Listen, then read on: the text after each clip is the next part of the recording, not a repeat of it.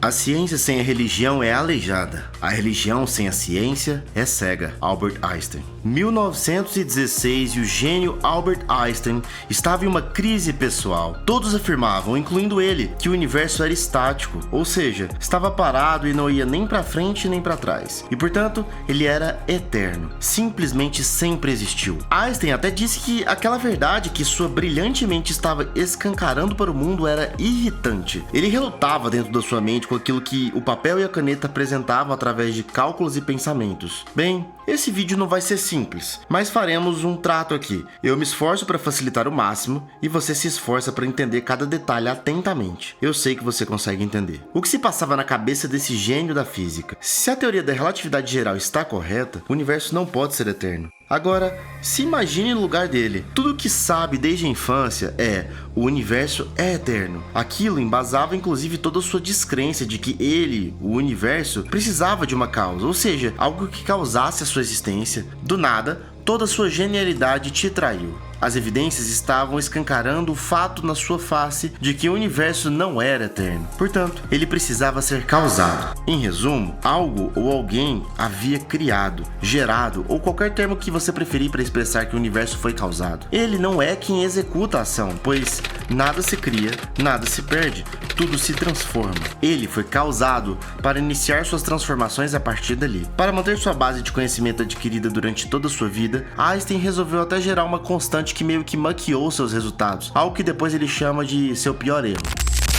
Sim, Einstein fez isso no desejo de negar sua própria descoberta e suas conclusões matemáticas e físicas, mas quer saber a real? Não adiantou. O cosmólogo Arthur Eddington conduziu um experimento que confirmou a teoria de Einstein de uma vez por todas. Para provar que não só Einstein entrou em crise com tudo isso, Eddington comenta: filosoficamente, a noção de um início da ordem presente da natureza me é repugnante. Eu preferia ter encontrado um genuíno buraco. Pois é, a ciência e sua imparcialidade.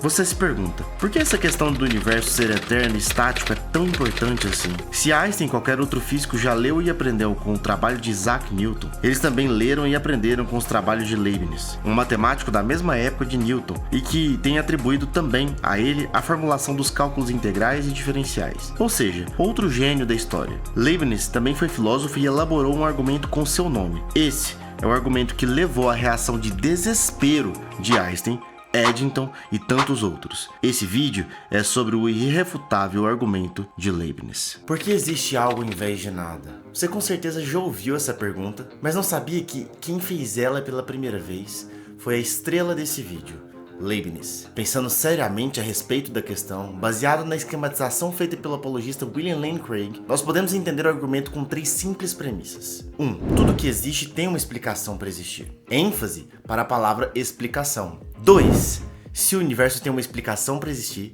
essa explicação é Deus. Calma, jovem gafanhoto, eu sei que nesse momento você vai querer discordar de mim. Não tem problema, você vai ter seu momento. 3. O universo existe. Veja primeiro onde que a lógica vai te levar. Na premissa 4. Juntando a premissa 1 e a 3, nós temos a lógica premissa 4. O universo tem uma explicação para existir. Eu sei que sua atenção prejudicada nesse mundo TikTok e Instagram, que é o meu caso também, já tá querendo perder a atenção. Mas eu sei que você consegue aguentar focado aqui comigo por mais tempo que um cachorro. Então, quando você junta a segunda premissa, que se o universo tem uma causa, ela é Deus, com a quarta premissa, que é uma junção lógica da primeira com a terceira premissa, nós temos, portanto, a explicação da existência do universo é Deus. Calma, vou te explicar. É assim que a lógica funciona. Inclusive, essa foi a quinta premissa. Eu faço um argumento todo amarrado. Se aquelas palavras que eu disse do ponto de vista lógico são verdadeiras, meu argumento do ponto de vista lógico é irrefutável. O que você pode fazer é refutar as premissas e mostrar que alguma delas é falsa. Foi isso que muitos fizeram durante toda a história, e isso chegou aos ouvidos de Einstein. Não é porque era um gênio da física que ele estava completamente alheio às discussões filosóficas. Pelo contrário, suas frases mais famosas sempre estão relacionadas a esse tipo de discussão. Pois é, mas logo ele mudaria não só o conhecimento que tínhamos sobre o inacreditável universo, como também todo o entendimento a respeito das perguntas. De onde viemos? Por que estamos aqui? Por que existe algo ao invés de nada? De repente, Einstein era confrontado agora com um argumento que parecia estar completamente esquecido na história, ao qual muitos se opuseram e alguns defenderam. Eu sei que você já pensou aí, eu sei como refutar facilmente tudo isso, então eu vou deixar você fazer a sua parte. Mas só para poupar seu tempo, eu já te lembro que a terceira premissa é óbvia, né? O universo existe, então ninguém vai refutar isso, não é possível que alguém seriamente vai falar que o universo simplesmente não existe. Portanto, você precisa refutar a primeira ou a segunda premissa. Porque a quarta premissa é uma junção literalmente matemática da primeira e da terceira. Se você juntar as palavras da primeira com a terceira, ela vai formar a quarta premissa. Portanto, a quarta premissa ela não é refutável se a primeira for irrefutável, certo? A terceira premissa, como eu disse, ninguém vai discutir, porque o universo existe. Isso eu acho que ninguém vai questionar. E a quinta premissa é aquela conclusão lógica final. Se você não desprova a primeira ou a segunda premissa, você não tem como desprovar a quarta premissa. A terceira não está em discussão.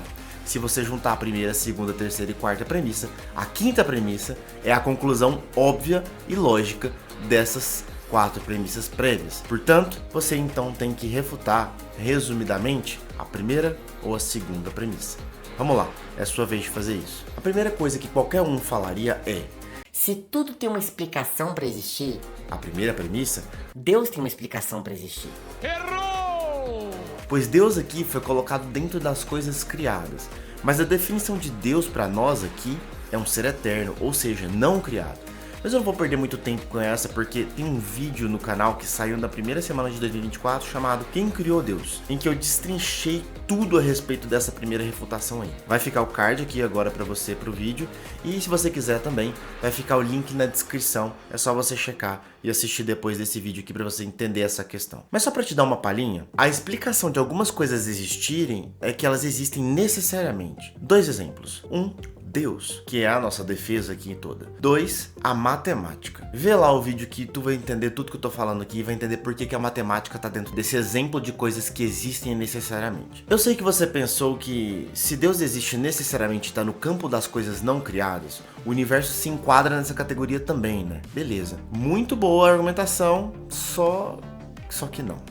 Vamos lá.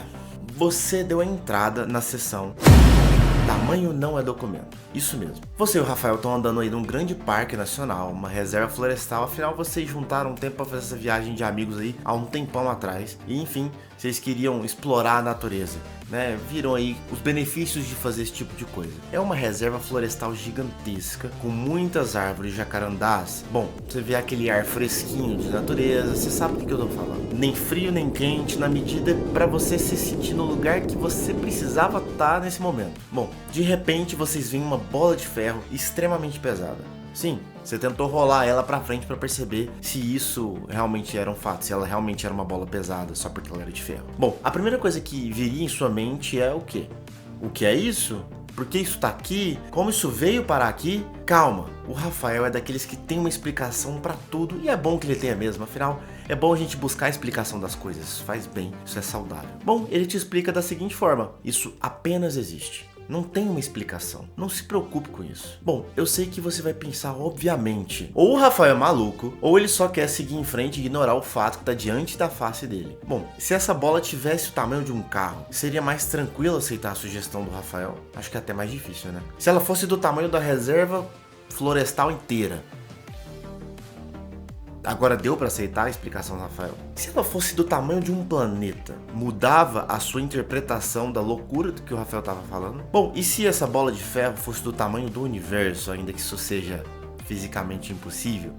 Ficou mais fácil aceitar essa proposição do Rafael? Eu imagino que não. Portanto, tamanho não importa. Tudo que é matéria exige uma explicação para existir.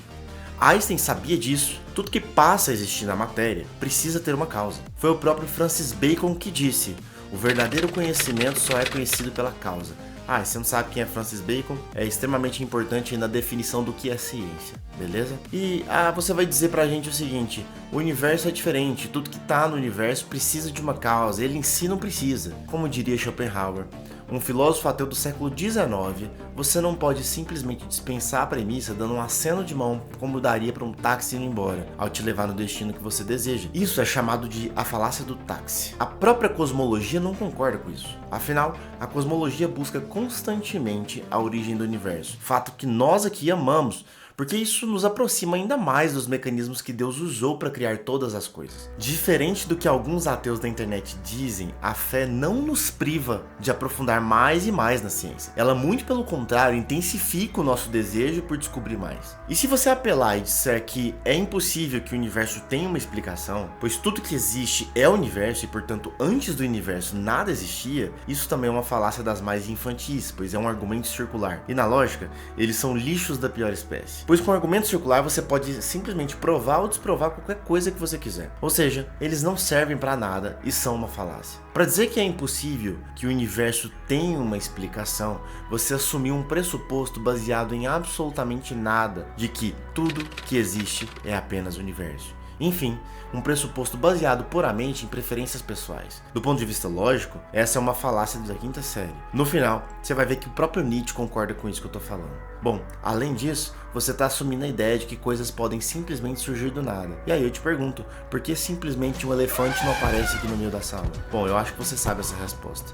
Não, ele precisaria ter uma causa para aparecer aqui. Alguém precisaria ter trazido ele aqui, ou algo ter feito ele aparecer aqui de alguma forma, certo? Mas será que isso tudo se passa na cabeça de Albert Einstein? Seguindo a lógica de tudo que provavelmente já se passou na cabeça desse importante físico da nossa história, resta atacar a segunda premissa e terminarmos nossa conversa. Se você está minimamente atento, você já entendeu o problema que está posto aqui. Sim, você está diante de um problemão grande aqui, do ponto de vista lógico. A premissa se parece muito com a objeção dos próprios céticos contra a primeira premissa desse argumento. Olha isso, foi dito que o universo não tem uma explicação para existir. Essa foi precisamente a objeção feita à primeira premissa. O universo não tem uma explicação para existir. Apesar de sabermos agora que isso não faz muito sentido, quando olhamos para a segunda premissa de que se o universo tem uma razão para existir, essa razão é Deus, bem, a objeção à primeira deixa Deus como a única opção na visão ateia. Vou esquematizar isso para você perceber. Se o ateísmo é verdadeiro, o universo não tem uma explicação para existir. Agora, olha o equivalente lógico. Se o universo tem uma explicação para existir, então o ateísmo não é verdadeiro. Ih, rapaz, é isso mesmo. A primeira premissa já confirmou a veracidade da segunda premissa, dado o pressuposto de, negação da primeira premissa, onde se diz que o universo não tem uma explicação. Então, portanto, se ele tem uma explicação, essa explicação é Deus. Porque a própria refutação na visão ateia, a primeira premissa gera uma confirmação da segunda premissa. Porque essa é a única forma do ateísmo ser verdadeiro nessa perspectiva de raciocínio. O universo não ter uma explicação para existir. Portanto, diante dessa questão das confirmações, a única forma do ateísmo ser verdade é o universo não ter uma explicação para existir, dada a refutação feita à primeira premissa pelos próprios ateus e a afirmação da segunda premissa, que é, se o universo tem uma razão para existir, essa explicação é Deus. Esse é um argumento lógico, hermético e incontestável. Era isso que se passava na cabeça de Einstein. Provavelmente, diante dos cálculos feitos em seu íntimo e simples escritório com um quadro de giz lá na Universidade de Princeton, uma mistura de animação por algo imenso que ele postulava se misturava com ideias intensas, difíceis, às vezes duras de engolir. Você conhece essa sensação, né? Você já passou por isso, eu sei disso. Ele sabia que o argumento para o universo autoexistente era o universo não ter uma explicação. Mas agora, o universo passou a demandar uma explicação pelo próprio conhecimento físico que ele estava trazendo ao mundo, estava revelando ao mundo. Como já dissemos em outro vídeo, Deus tem todos os atributos lógicos necessários para ser a causa do universo. Mas isso tá no vídeo, e daí se Deus existe. Assiste lá, você vai entender tudo isso. Link na descrição. Eu sei, você tem mais uma carta na manga e eu vou te falar, eu já tava esperando ela. Mas será que nenhum gênio pensou nisso que você vai me dizer? Vamos lá. Você diz, vamos voltar atrás e dizer que o universo tem sim uma explicação. Ok, tô te ouvindo. O universo existe necessariamente. É natural para ele que ele exista, porque ele é a condição necessária para todas as coisas existirem, né? Tá. Vamos analisar isso aí? Você está estudando agora o fluxo de surgimento das coisas no universo. Tempo e espaço passaram a existir em algum momento. Você faz esse exercício de imaginação, você observa o hoje e o que temos? Estrelas, planetas, galáxias, poeira cósmica, radiação. Você aprofundou e para onde a teoria vai te levar? Exatamente, vai te levar para o passado. Lá, a matéria era densa e nenhuma das coisas que você vê hoje existia, apenas a matéria. Portanto, o que você vê hoje não existe necessariamente. Mas a matéria da qual as coisas são feitas existe necessariamente, e o que vemos hoje são configurações diferentes da matéria. Tudo bem, se você traz essa argumentação, aí temos um problema com a física subatômica. Aliás, você sabe que Einstein tinha um bom conhecimento nessa área, né? Bom, será que ele não pensou nisso? Vamos seguir em frente. A matéria é composta por partículas minúsculas, fundamentais, que não podem continuar a ser decompostas. O universo é um rearranjo dessas partículas de várias formas diferentes, mas as partículas são as mesmas. Então temos aí o seu maior problema. O universo poderia simplesmente ter sido formado por partículas completamente diferentes das que existem, ou simplesmente essas partículas nunca terem passado a existir. Lembra? Porque existe algo ao invés de nada. Haja visto que nada se cria, nada se perde, tudo se transforma. Voltamos então para o início. Qual é a causa dessas partículas subatômicas? Isso mesmo, é Deus. Não, isso não é o Deus das lacunas, pois o que Deus explica não são os mecanismos, mas a causa. Isso a ciência não tem como explicar por sua própria natureza incrível, porém limitada. O primeiro passo para o verdadeiro conhecimento é entender os potenciais imensos e os limites óbvios que a ciência tem. Isso parece nos levar à ideia de parar de pesquisar ou de aprofundar nos conhecimentos científicos? Não! De forma nenhuma, muito pelo contrário. Ela nos leva a desejar estudar mais e mais sobre a fascinante criação do Deus que nós cremos. Bom, antes de terminar, você poderia ainda dizer, se a gente está entrando em partículas subatômicas, talvez não exista um componente fundamental da matéria. Beleza, só que aí você vai entrar na ideia de existência transcendental da matéria. E bom, você não tem nenhum motivo para pensar que isso exista. Se você pensa numa existência transcendental prévia à matéria, basicamente você está pensando num conceito que, para nós cristãos, significa Deus. É basicamente essa a ideia. Bom, eu termino aqui com um fato dito por Nietzsche, que eu já expus em outros vídeos aqui do canal. É nossa preferência que decide contra o cristianismo, não os argumentos. Nietzsche. Muita gente vai comentar nesse vídeo e já comentou em outros vídeos sobre como os argumentos que a gente traz não são válidos e como a ciência tem argumentos que derrubam completamente a ideia da fé cristã. Bom, eu acho que o Nietzsche está aí, um grande e importante ateu da história, está aí discordando de você. Ele mesmo disse, o que te faz discordar do cristianismo é apenas a sua preferência pessoal, nada mais, não são argumentos. E se você ainda acha que o universo não tem uma causa, deixa aqui uma citação do pai do ceticismo para você. Nunca fiz a tão absurda proposição de que alguma coisa possa surgir sem uma causa. David Hume. Bom, Einstein já mostrou pra gente que o universo surgiu. David Hume tá falando que a proposição de dizer que o universo não tem uma causa, basicamente, é absurda. Bom, te recomendo se inscrever, porque tem muito mais apologética e teologia saudável para postar aqui semanalmente nesse canal. Te recomendo também esses 2 vídeos que vão aprofundar os argumentos da existência do Criador do Universo. Eu vou ficando por aqui, até semana que vem. Fui!